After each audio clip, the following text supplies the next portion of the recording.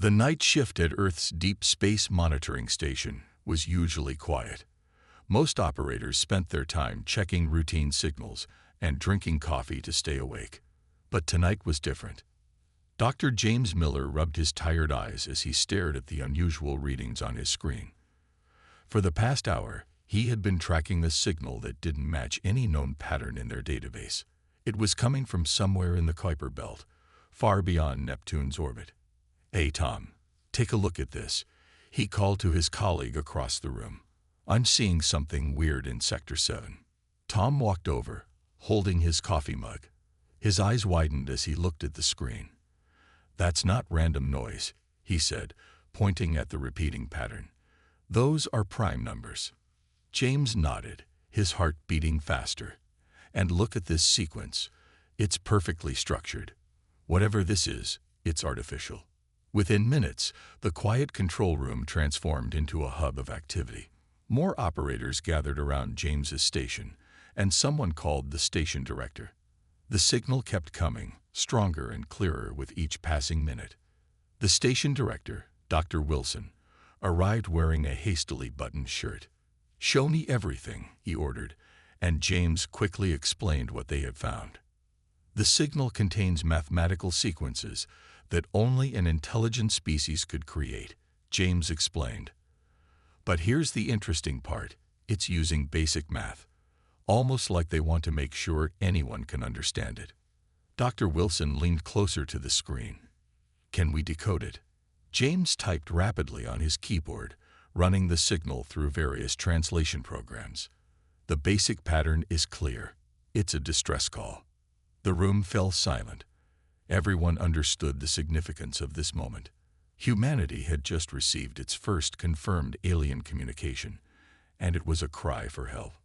Over the next few hours, more experts arrived at the station. They worked together to decode more of the message, piece by piece. The picture that emerged was both exciting and concerning. "From what we can understand," James explained to the emergency meeting called at dawn, "there's a fleet of ships stranded in the Kuiper Belt. Their main drive system has failed, and they can't move." "A fleet?" someone asked. "How many ships?" James pulled up another screen. "Based on the signal strength and distribution, we're looking at hundreds of ships, maybe more." The news quickly reached the highest levels of government. By morning, the United Earth Council had called an emergency session. The existence of aliens was about to become public knowledge, and humanity had to decide how to respond. Back at the monitoring station, James couldn't stop studying the signal. There was something elegant about how it was constructed, complex enough to carry important information, but simple enough that any civilization with basic mathematics could understand it. "Look at this part," he told Tom, pointing to a section of the decoded message. "They're not just asking for help. They're specifically describing their problem. It's like they're hoping someone might have a solution they haven't thought of." Tom nodded slowly. "Makes you wonder why they can't fix it themselves. They obviously have advanced technology if they can travel between stars." "Sometimes the most advanced civilizations can become too specialized," James replied, thinking out loud. "Maybe they need a fresh perspective." As the sun rose over the monitoring station, James finally took a break to get some fresh air. Standing outside, he looked up at the morning sky, knowing that somewhere out there, an alien civilization was waiting for Earth's response. Humanity had dreamed of first contact for centuries, but no one had expected it to happen like this, not with a distress call from the edge of their solar system. Whatever happened next would change human history forever. The question wasn't just whether humanity would help, but whether they could. And deep down, James had a feeling that human ingenuity might be exactly what these advanced aliens needed. The United Earth Council chamber was filled with nervous energy. 200 representatives from every nation sat in the circular room, their faces illuminated by the large screen showing the alien message. Some looked afraid, others excited, but all understood the weight of the decision they had to make. "The aliens call themselves the Meridians," Dr. James Miller explained to the council. He stood at the center podium, his voice steady despite his lack of sleep. In the past 12 hours, we've managed to establish basic communication using mathematical formulas and simple pictures. A council member raised her hand. Do we know why they're stranded? James nodded. They've explained that their entire fleet was caught in some kind of energy anomaly. It damaged their drive systems in a way they can't repair with their current knowledge. And why should we help them? Another member asked. For all we know, this could be a trap. The room burst into murmurs of agreement and disagreement. President Thompson, who led the council, raised her hand for silence. We've analyzed their position and energy readings, James continued. They've been stuck there for what we estimate is 3 months. If they meant us harm, they could have reached Earth long ago. The next few hours were filled with heated debate. Some argued that humanity should focus on its own problems. Others saw this as an opportunity to prove humanity's worth to the galaxy. Commander Anna Reed, who had been quietly observing from the back, stepped forward when called. As the head of Earth's emergency response fleet, her opinion carried weight. The Meridians have been completely transparent with us, she said. They've shared details about their technology, their culture, and their situation. But what's most interesting is why they think we might be able to help. She pressed a button, and new images appeared on the screen. Their technology is incredibly advanced, but also highly specialized. They've developed their systems in one direction for thousands of years. When this unexpected problem hit them, they couldn't adapt. And humans can? Someone asked. Anna smiled. If there's one thing humans are good at, it's thinking differently. We're problem solvers. We make things work with whatever we have. The Meridians have noticed this just from our brief communications. The council watched as she showed them examples of human Meridian interactions over the past day.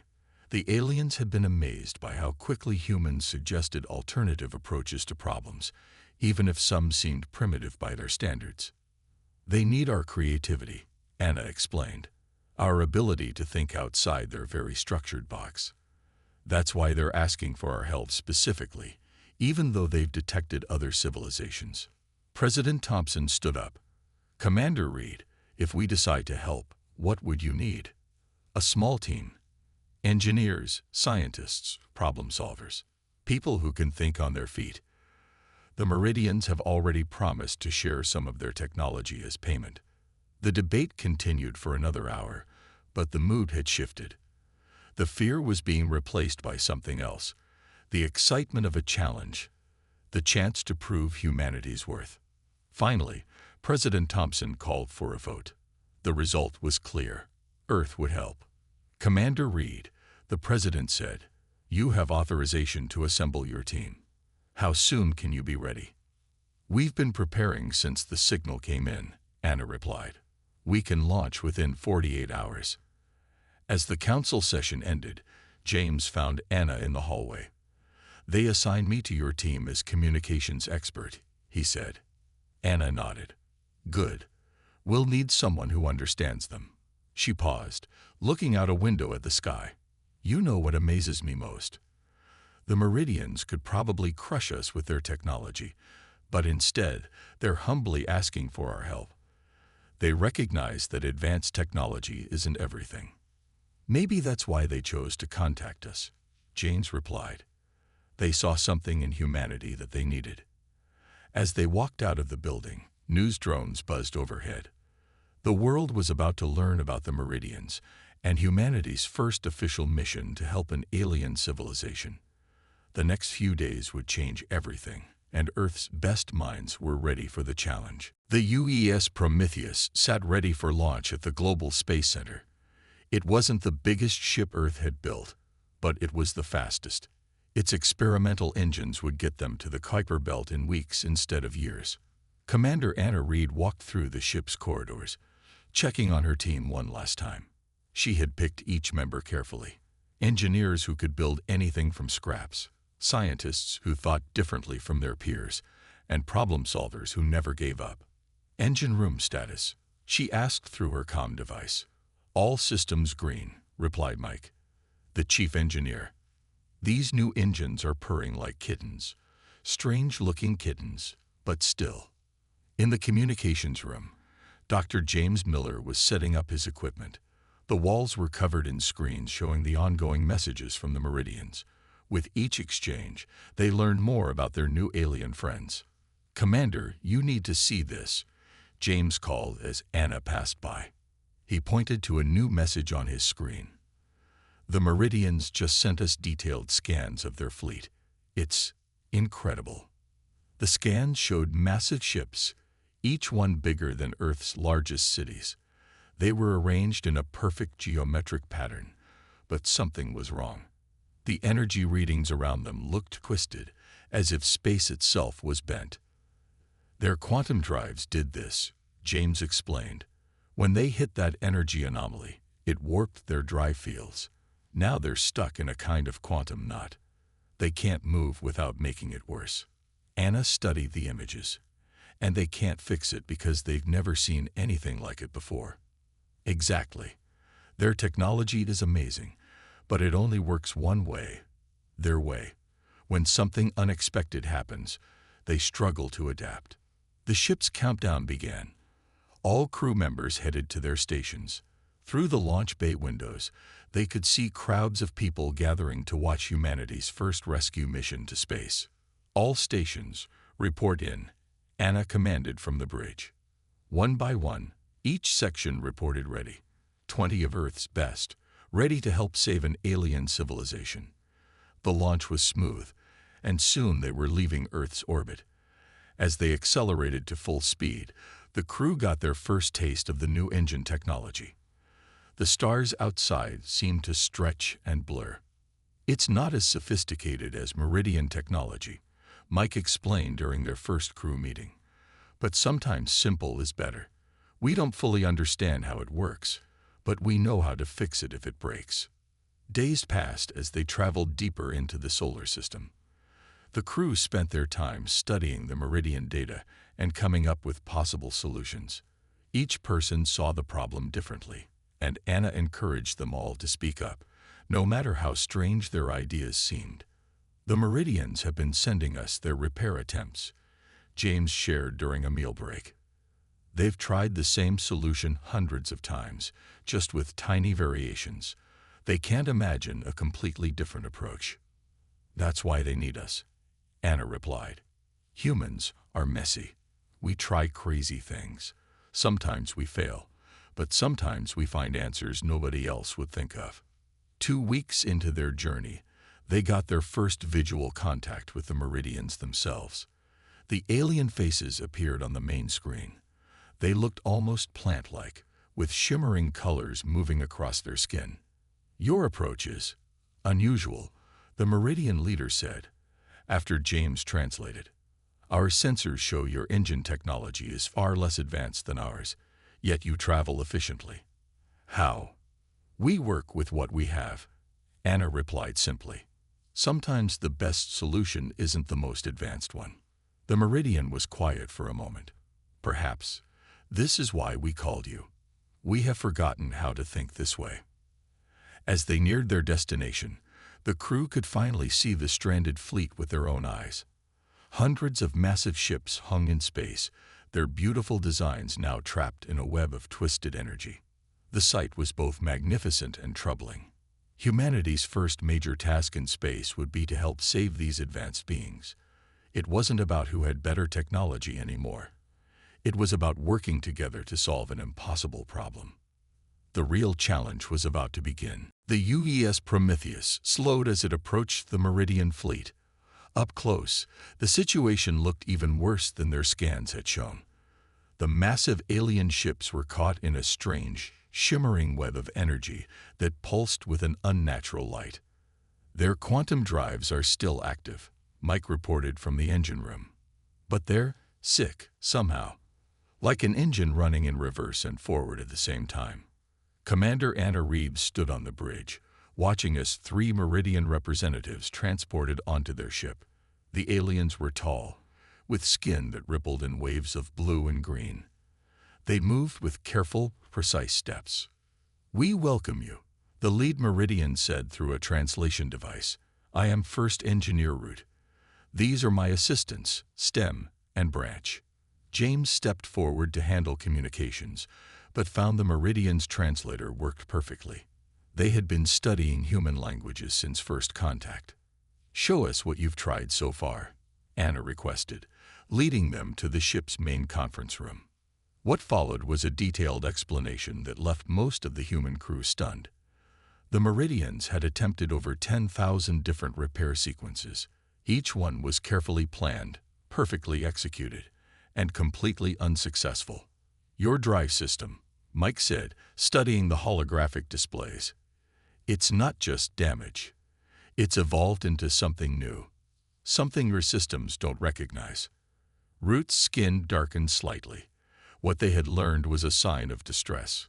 "Correct. Our quantum drives are designed to function in exact patterns.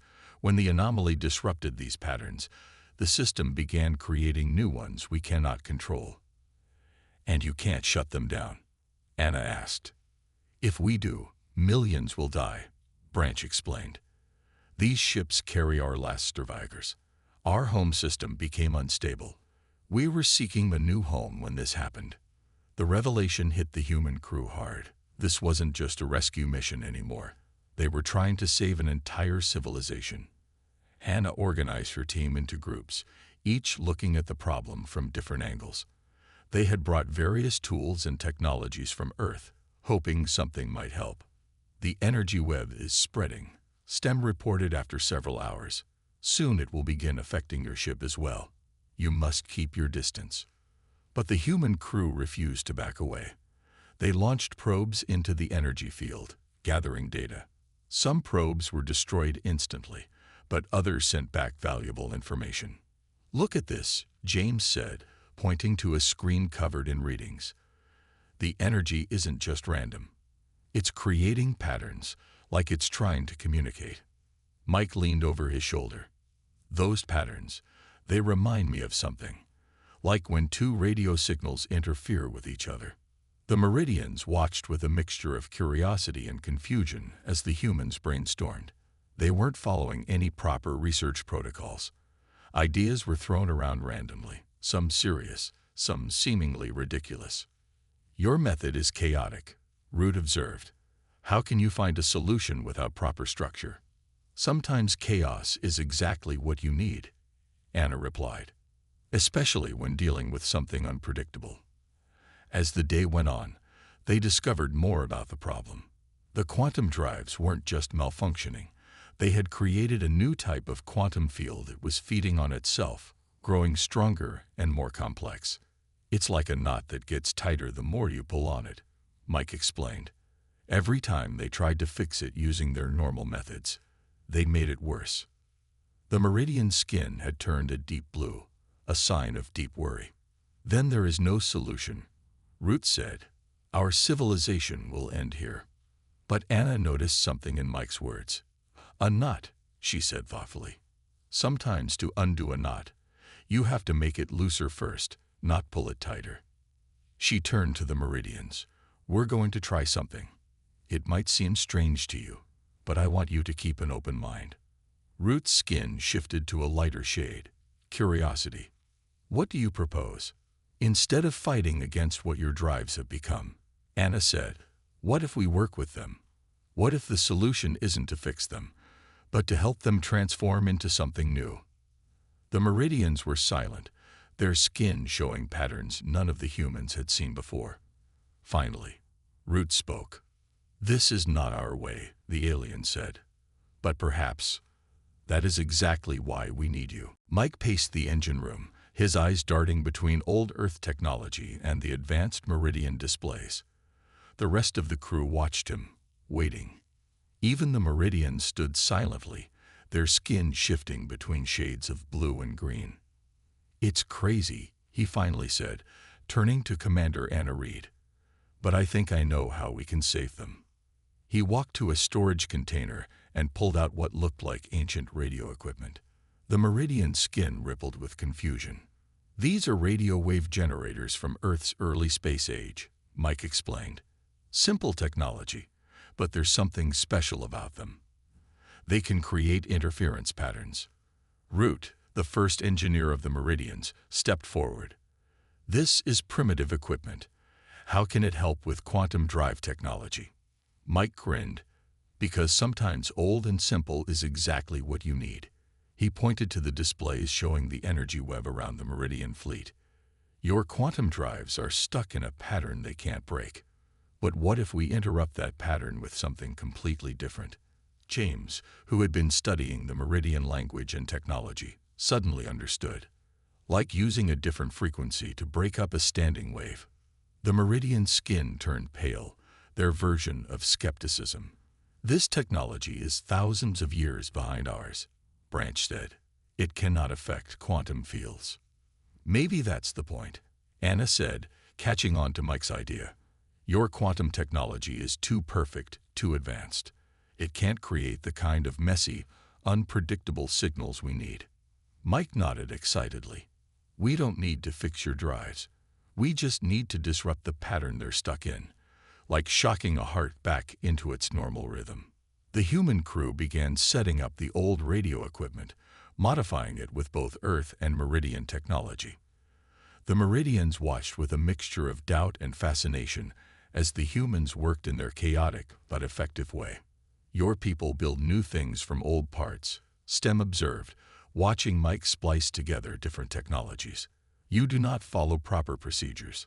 That's our secret, Mike replied, working fast. We learn the rules so we know when to break them. After hours of work, they had created something unique, a hybrid of Earth's primitive radio technology and Meridian quantum science. It looked messy, with wires and parts sticking out everywhere, but the readings showed it was working. The theory is simple, Mike explained to everyone. We'll broadcast old-style radio waves, but amplified through Meridian quantum tech. It should create a disruption in the energy web, like static in the quantum field. The Meridians examined the device, their skin showing patches of both doubt and hope. This goes against all our knowledge, Root said, but we have no other options. Anna looked at the strange device, then at her crew, and finally at the trapped Meridian fleet beyond. Sometimes the best solutions are the ones that shouldn't work, she said. Are we ready to try? Mike ran final checks on the equipment, ready as we'll ever be. But I should warn everyone, this is either going to work, or what? Branch asked. Or it'll make a really interesting light show before we fail, Mike said with a nervous laugh. The Meridian skin flickered with multiple colors, their version of nervous laughter. They were beginning to understand human humor. Let's do it, Anna commanded. Mike, start the broadcast. The hybrid device hummed to life. On the displays, they could see the radio waves, amplified by Meridian technology, spreading out toward the energy web. At first, nothing seemed to happen. Then, slowly, the energy patterns began to shift. Look, James pointed at the readings. The quantum field is responding. It's dancing with our signal. The Meridians moved closer to their screens, their skin now glowing with excitement. Impossible, Root whispered. The patterns are shifting. The knot is beginning to unravel. Mike adjusted the controls, his hand steady despite the pressure. Sometimes, he said, the best way to untie a knot is to give it a good shake. As they watched, the energy web around the Meridian fleet began to pulse in time with their broadcast. The impossible was becoming possible, thanks to the combination of primitive human technology and advanced alien science. The rescue mission had entered its critical phase. Everything now depended on whether this crazy human solution would actually work. The hybrid device had been broadcasting for 30 minutes when the first warning alarm sounded.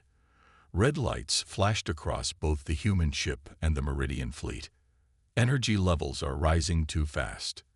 James called out, his eyes fixed on the readings. The quantum field is becoming unstable. The energy web around the Meridian fleet had changed from its usual shimmer to a violent storm of light. The massive alien ships groaned as forces pulled at them from all directions. Shut it down. Root's skin had turned almost white with fear. The field is collapsing. It will destroy our ships.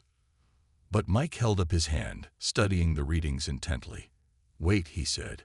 his voice steady despite the chaos. "This is supposed to happen. It's like an engine backfiring before it clears." Commander Anna Reed stood at the center of the bridge, watching both her crew and the Meridian representatives. She had to make a decision fast. "Mike," she said, "are you sure about this?" "No," he admitted. "But if we stop now, the backlash could be worse. We have to see it through." Suddenly, one of the Meridian ships at the edge of their fleet began to break apart. The energy web had torn open its outer hull. "We're killing them." Branch's skin pulsed with panic patterns. "We must stop." But Anna saw something in the readings that others had missed. "Look at the tear pattern," she said, pointing to the display. "It's not random. The ship is shedding its damaged parts, like a snake shedding its skin." James nodded excitedly. "She's right. The quantum field isn't destroying the ships. It's helping them transform." The Meridians watched in amazement as more of their ships began to shed their damaged outer layers. Beneath the falling debris, new surfaces gleamed, untouched by the quantum distortion. "The old radio waves," Mike explained, adjusting controls as he spoke. "They're giving your quantum drives something to synchronize with, like a steady beat helping a dancer find their rhythm again." But just as hope began to rise, the hybrid device started smoking. Sparks flew from its jury-rigged connections. "The power load is too much," Mike shouted, trying to hold the machine together. "We need more time." Without hesitation, Anna turned to the Meridians. "Can you send power from your ships to our device? Just a small amount from each one." Root's skin showed conflict. "Diverting power during transformation is extremely dangerous." "Trust us," Anna said simply, "like you did when you called Earth for help." The Meridian leader was silent for a moment. Then its skin shifted to a determined blue.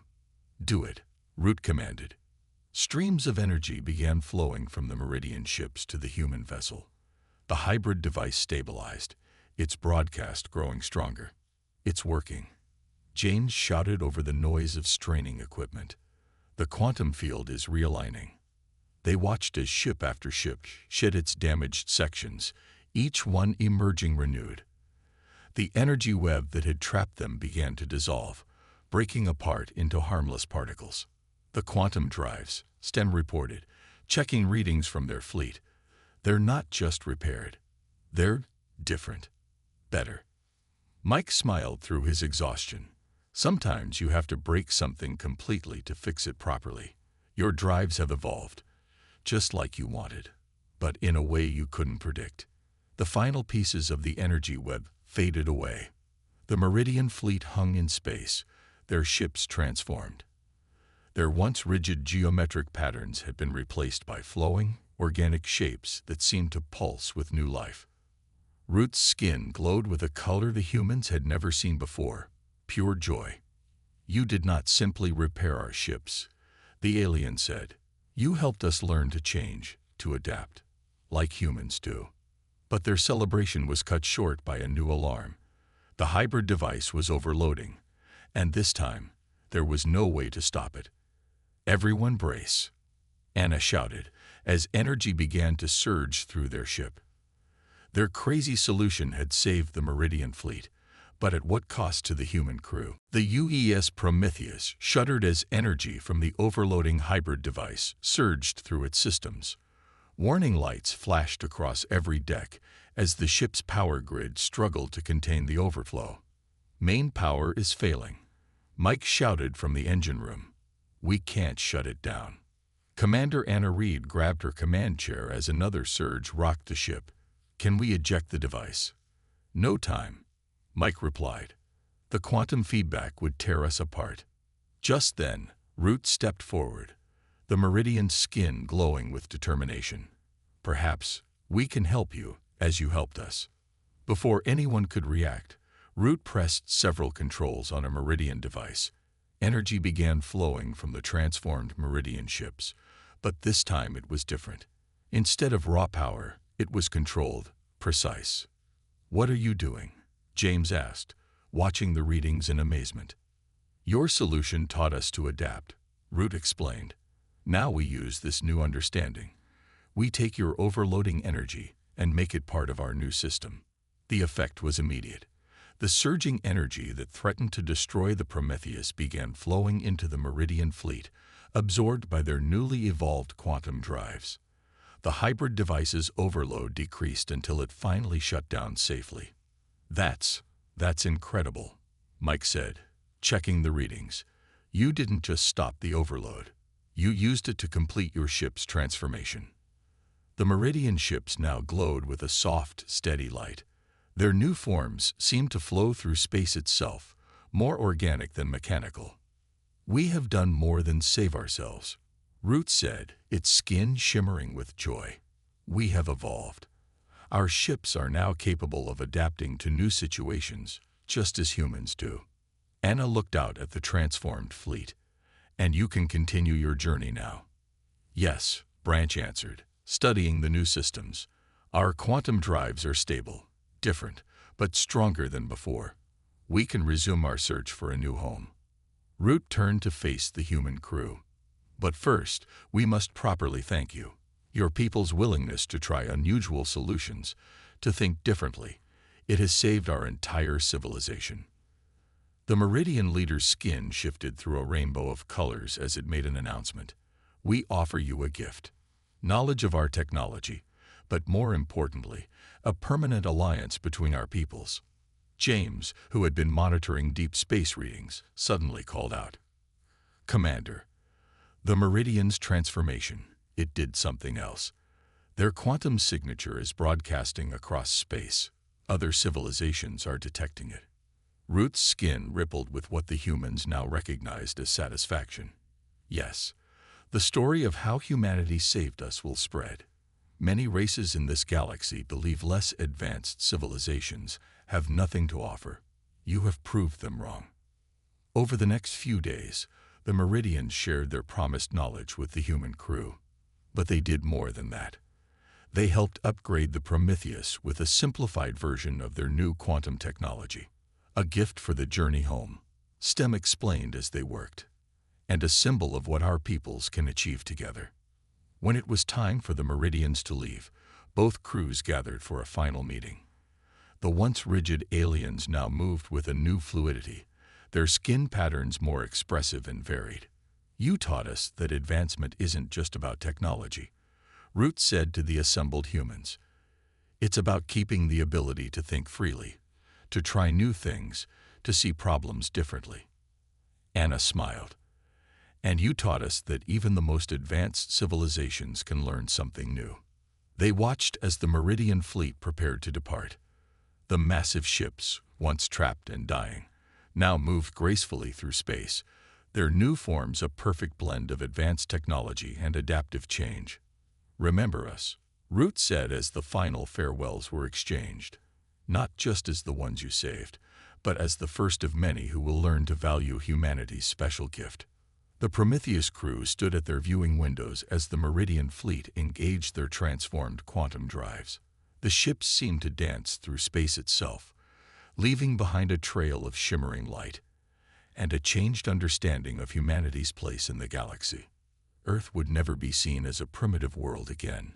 Instead, it would be known as the home of people who could see solutions where others saw only problems, who could adapt when others could not, and who were willing to help even those far more advanced than themselves. The age of humanity's isolation was over. Their first step into the galactic community hadn't been with weapons or demands, but with ingenuity, creativity, and the willingness to help others.